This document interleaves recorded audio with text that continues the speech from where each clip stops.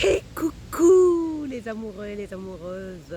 Ah, comment vas-tu toi qui es fidèle à ces Masolo?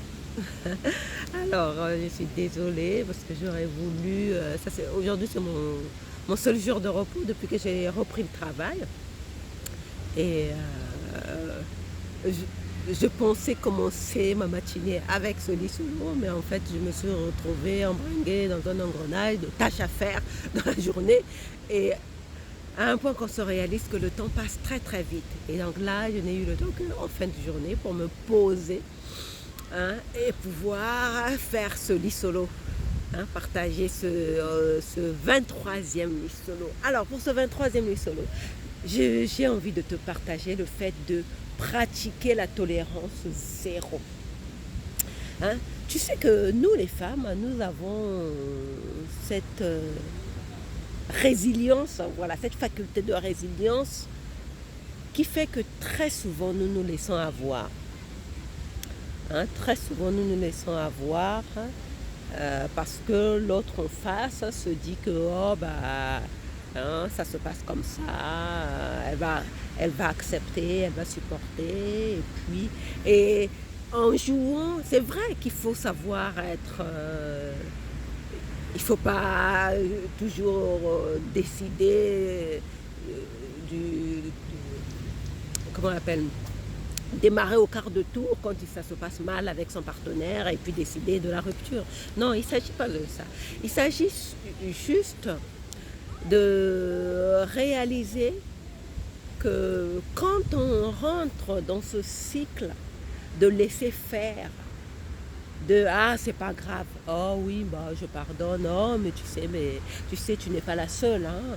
Hein, ça ce sont des choses qu'on nous dit souvent à nous les femmes.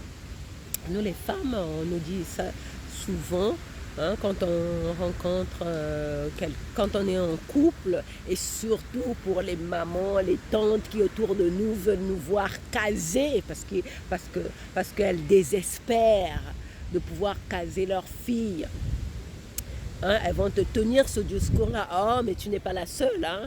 Hein, par exemple, par exemple, la dernière fois, je parlais de l'ami de mon ami. Hein. Hein, parce que, comme je dis, je partage mon appartement, j'héberge une amie. Et donc, son ami est en train de vivre une relation difficile avec le père de son futur bébé qui est marié. Donc, elle lui laisse passer des choses. Elle lui laisse passer des choses. Et de l'autre côté, la femme aussi, le fait que son mari ait fait un enfant dehors, bah, est en train d'attendre un enfant avec sa maîtresse.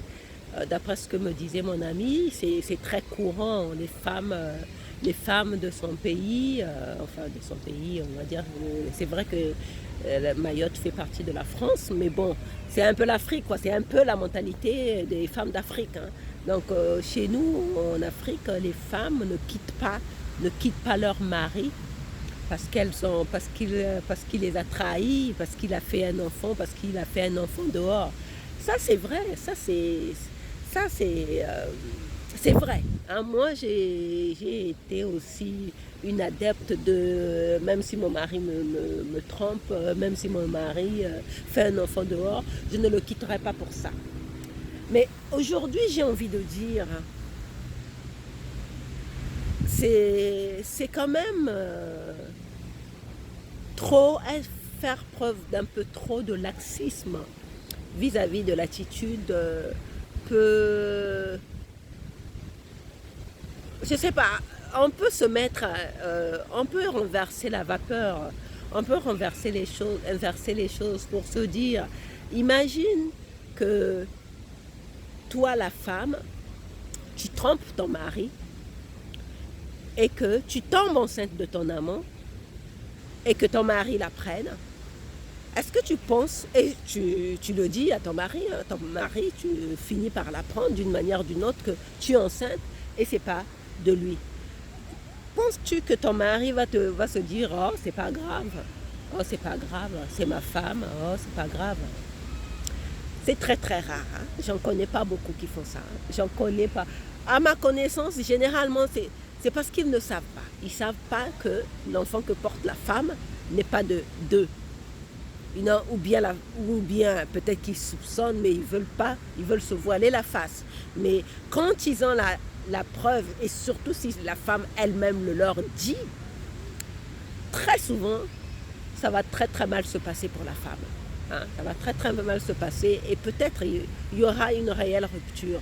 Mais nous, à l'opposé, nous les femmes, nous avons tendance à être trop conciliantes, à être trop tolérantes pour ce genre de situation, à se dire « Oh, mais on ne quitte pas un homme pour une infidélité, on ne quitte pas un homme parce qu'il a fait un enfant dehors. » Oui, certes, tu ne veux pas, peut-être que tu ne veux pas quitter ton mari parce qu'il a fait un enfant dehors. Peut-être que tu ne veux pas quitter ton mari parce qu'il t'a trompé. C'est ton choix, hein, c'est ton choix de vie. D'ailleurs, il y a une série qui fait rage apparemment sur YouTube. Moi, je regarde pas parce que moi, je regarde pas les séries. J'ai pas envie de me laisser piéger dans ce système de séries parce que de toute façon, j'ai pas le temps. J'ai pas le temps hein, d'être branché sur Netflix à regarder les séries après séries ou autre chose.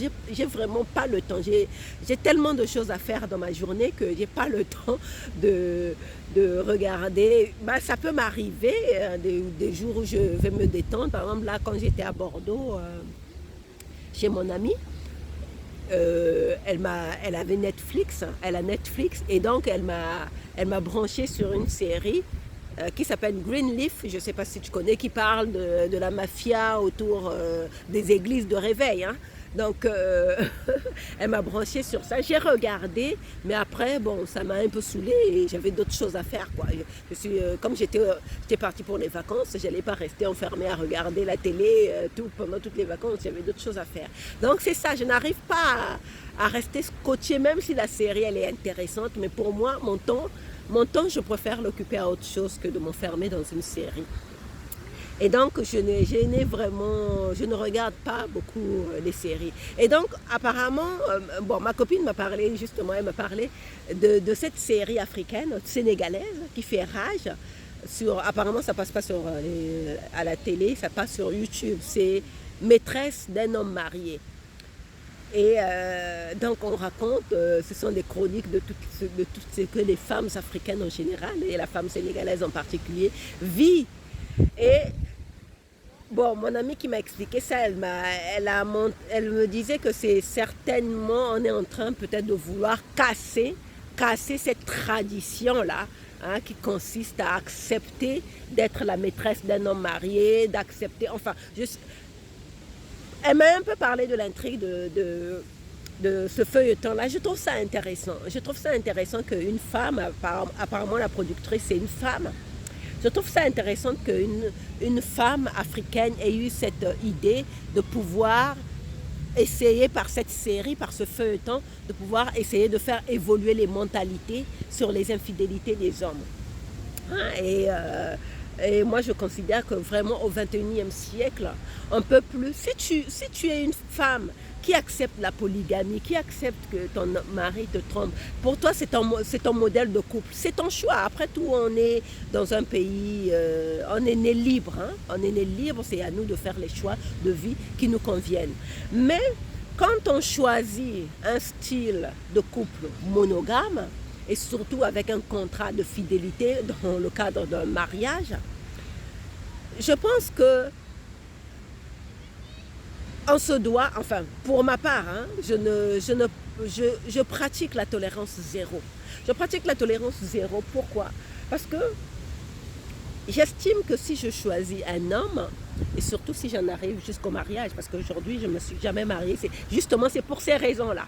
C'est pour toutes ces raisons-là que je ne suis pas mariée jusqu'à ce jour. Parce que j'ai toujours su, au fond de moi, hein, dans le très fond de mon âme, que je n'aurais jamais supporté de vivre une relation où je suis bafouée, où ma dignité est bafouée, foulée au sol et sacrifiée sous l'autel du mariage qui doit durer pour le meilleur et pour le pire. Non, non, non. Moi, je ne fonctionne pas comme ça. Personnellement, pour moi, le mariage, ce n'est pas fait pour le meilleur et pour le pire. Je suis désolée. Je suis désolée pour ceux qui pensent ça, ceux qui considèrent que c'est ça le mariage. Mais pour moi, le mariage, c'est pas pour le meilleur et pour le pire. Non. Pour moi, le mariage, c'est pour le meilleur et le merveilleux. Pourquoi je dis le meilleur et le merveilleux? Parce que quand on se retrouve, on est censé être, comme je le disais la dernière fois, deux coupes pleines, deux coupes qui débordent. Et ça, c'est le meilleur pour nous. Hein, on se rend compte, ça c'est le meilleur. Et le merveilleux, c'est quand on crée une plus grande coupe, parce que nous débordons tellement que nous sommes prêts à faire remplir une plus grande coupe. Donc, pour le meilleur et pour le merveilleux, pourquoi le pire? Le pire, ce serait quoi? Le pire, ce serait les infidélités de mon mari, ou peut-être il y a certaines femmes aussi qui trompent leur mari, quoique il y en a beaucoup plus qu'on ne l'imagine. Bref, mais pour moi, c'est pas ça. Ça fait pas partir du pire. Ça ne devrait même pas exister. Je suis peut-être radicale, mais pour moi, ça ne devrait même pas exister dans une relation saine et authentique. Hein? J'en reviens encore toujours et je vais vraiment insister sur ça. J'en reviens toujours sur cette histoire de vibration. Si ton mari commence à vibrer sur des fréquences qui lui font croire que toi, tu ne lui suffis plus, qu'il n'a pas assez d'être avec toi, ta compagnie, et qu'il a besoin d'aller augmenter ses vibrations, d'aller remplir son bol d'énergie avec une maîtresse, bah, ça veut dire que vous n'êtes plus sur la même longueur d'onde. À moins que toi aussi de ton côté, donc comme me disait mon amie justement, elle disait que l'épouse de l'amant de son ami là a certainement trouvé quelqu'un d'autre pour vouloir quitter son mari au prétexte qu'il a engrossé une autre femme. Parce que pour elle, hein, selon ce qu'elle me dit, à Mayotte, les femmes ne quittent pas leur mari parce qu'il a engrossé une femme dehors. Donc si sa femme est en train de le quitter, parce qu'il a appris qu'il va avoir un bébé avec une autre femme, ça veut dire qu'elle-même de son côté, elle a trouvé quelqu'un d'autre. Ça, c'est ce que me dit mon ami. Mais moi, je ne pense pas forcément qu'on ait besoin de trouver quelqu'un d'autre pour quitter ce genre de situation qui ne nous convient pas. Pourquoi il me faut trouver une excuse pour quitter un mari qui visiblement bafoue à sacrifier notre vie de couple, notre mariage, en allant s'acoquiner avec une autre femme au point de la mettre enceinte. Surtout, en plus, toi qui es la femme de la maison, tu n'as même pas d'enfant. Tu vois que ta dignité, hein, la dignité de cette femme qui est trompée, est bafouée. Donc, pour moi, c'est tout à fait légitime de ne pas vouloir rester avec un homme qui m'a humilié, qui m'a trahi, qui m'a trompé. Il n'y a pas besoin d'avoir quelqu'un d'autre dans ma vie pour quitter ce genre de situation. Hein? Il en va de son amour, de l'amour qu'on se porte à soi-même. Donc, pour moi, c'est là que je pratique la tolérance zéro. Quand on commence à tolérer, ah oui, c'est pas grave, même s'il m'a trompé, même s'il a fait un enfant dehors, je ne vais pas rompre mon mariage, je ne vais pas divorcer de mon mari parce qu'il a eu une maîtresse, et je ne vais pas lui laisser la place. Mais c'est dépassé tout ça. J'ai envie de dire que ce genre d'attitude est complètement dépassé, ça ne fonctionne plus. S'il te trompe avec une femme aujourd'hui, jusqu'à lui faire un enfant et que tu laisses passer, c'est sûr que, ne sois pas surpris, je ne dis pas que c'est sûr, mais ne sois pas surprise qu'il recommence plus tard. Ne sois pas du tout surprise. Parce que pour lui, si tu as pardonné une fois pour sauver votre mariage, hein, tu pourras pardonner une deuxième fois, tu pourras pardonner une troisième fois. Et c'est comme ça que les gens considèrent le pardon. Mais ça, je te le dis, encore une fois, c'est pas ça. Ça, c'est pas pardonner, hein. Ça, c'est pas pardonner. Ça, c'est juste essayer de gagner du temps. C'est juste une fuite en avant. Tu n'as pas envie de quitter une situation confortable et du coup, tu te dis, je pardonne. Non, peut-être que pour toi, c'est un modèle de couple qui te convient, mais ne parle pas de pardon parce que c'est pas ça le pardon. Hein, je ferai un autre lit solo sur le pardon véritable. Le pardon, pour résumer tout simplement, le pardon véritable commence par soi-même. Quand tu t'aimes suffisamment, quand tu t'aimes assez, tu peux te dire que cette situation, je n'ai pas à le subir, je n'ai pas à le supporter, je n'ai pas à la supporter.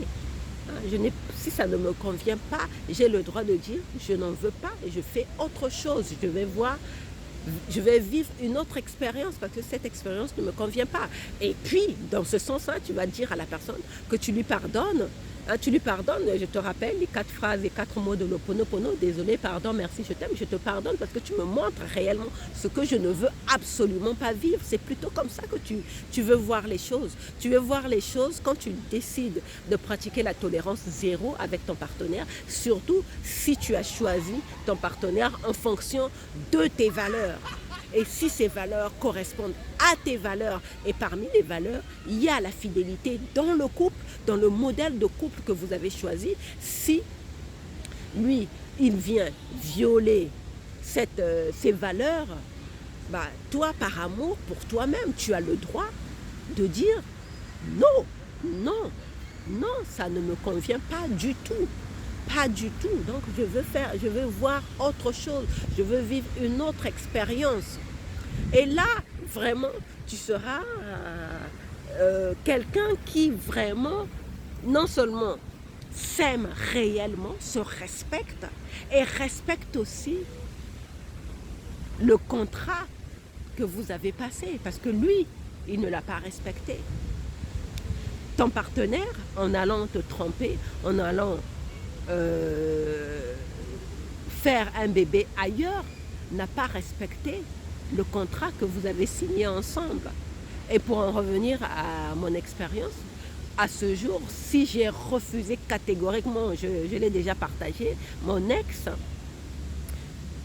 lui, il voulait qu'on se marie. Pourtant, notre relation était d'une toxicité que je n'avais jamais connue. Mais lui, malgré cette toxicité patente dans notre relation, pour lui, j'allais rester là jusqu'au mariage parce que beaucoup d'hommes pensent que nous, les femmes, nous ne rêvons que de mariage. Mais, et moi de lui dire, mais tu n'as pas compris que je ne cours pas après le mariage. Ce n'est pas le mariage qui me fait rester dans une relation toxique. Donc je ne cours pas après le mariage et j'espère, je te souhaite, toi qui regardes, de ne pas courir après le mariage parce que tu risques non seulement de te retrouver dans une impasse et puis de devenir une personne amère parce que tu auras fait confiance à un homme qui t'aura trahi, de baigner dans une mer d'amertume. Et c'est pas ce que tu veux, c'est pas ce que tu veux vivre comme expérience. Aujourd'hui, où on est en train de changer les mentalités, où la planète, l'humanité est en train d'être appelée au réveil réellement, avec cette crise sanitaire. Mais il est temps pour nous de prendre conscience. Les choses qu'on tolérait avant, ce n'est plus le moment de les tolérer. Si on parle, c'est Alexandra Villarroel-Abrego qui disait dans un de ses posts, si tu ne trouves pas chaussures à ton pied, marche pieds nus. Et moi, c'est ce que je fais, je préfère marcher pieds nus. Je ne veux pas. Hein? Regarde les sœurs de Cendrillon, elles ont voulu forcer leurs pieds dans la chaussure de verre, mais ce n'était pas fait pour elles. C'est ça l'allégorie du prince charmant, du mariage. Tu t'accroches à un mari qui te trompe, qui te bat, qui te trahit, qui t'humilie, mais c'est la chaussure de verre qui ne te convient pas. Tu as beau masser ton pied, tu as beau tremper ton pied dans l'eau chaude pour que ça puisse rentrer dans la chaussure de verre, mais la chaussure de verre ne te convient pas. La chaussure de verre, elle est faite pour quelqu'un d'autre. Et laisse ça à quelqu'un d'autre. Toi, va chercher la chaussure qui te convient. Donc, pratiquer la tolérance zéro dans nos relations. Quand on a une ligne de conduite, quand on choisit de s'aimer soi-même réellement, il y a des choses qu'on ne veut absolument pas laisser passer pour vivre une relation saine et authentique et en accord avec la personne qu'on est. Alors, je vais m'arrêter là pour aujourd'hui parce que j'ai l'impression que le temps est sombre et je ne sais pas si c'est le temps ou bien c'est mon téléphone, mais je vais m'arrêter là et puis je vais vérifier ce qu'il en est réellement. Et si c'est bon, bah, je le mettrai, je le posterai. Sinon, bah, je vais recommencer un autre lit solo. Allez, bisous, à demain. Ciao, ciao.